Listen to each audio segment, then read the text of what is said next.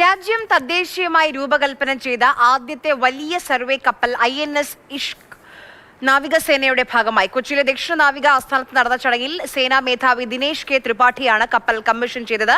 വനിതാ നാവികർക്ക് പ്രത്യേക താമസ സൗകര്യവും ഈ സർവേ കപ്പലിൽ ഉണ്ട്.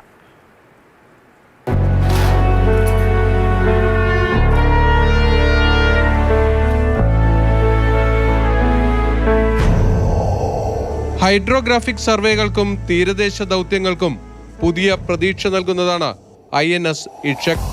രാജ്യം തദ്ദേശീയമായി രൂപകൽപ്പന ചെയ്തെടുത്ത സർവേ വിഭാഗത്തിൽപ്പെട്ട ആദ്യ കപ്പലെന്ന ഖ്യാതി കൂടി INS ഇഷ്കിന് സ്വന്തമാണ്.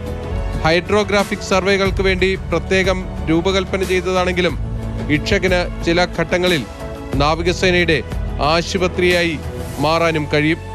സമുദ്ര അടിത്തട്ടിന്റെ നിരീക്ഷണം, കപ്പലുകൾക്ക് സുരക്ഷിതമായി സഞ്ചരിക്കാനുള്ള റൂട്ടുകൾ തയ്യാറാക്കൽ, പ്രതിരോധ ആവശ്യങ്ങൾക്കായി സമുദ്രശാസ്ത്രപരവും ഭൂമിശാസ്ത്രപരവുമായ ഡാറ്റകൾ ശേഖരിക്കുകയും ഇഷ്കിന്റെ പ്രധാന ദൗത്യങ്ങളിലൊന്നാണ്.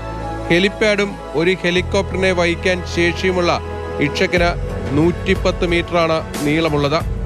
3400 ടൺ ശേഷിയുള്ള കപ്പലിന് മണിക്കൂറിൽ 18 നോട്ടിക്കൽ മൈൽ വരെ വേഗത്തിൽ സഞ്ചരിക്കാനും കഴിയും. നാവികസേനാ മേധാവി അഡ്മിറൽ ദിനേശ് കെ ത്രിപാഠിയാണ് ഇഷ്കിനെ രാജ്യത്തിന് സമർപ്പിച്ചത്.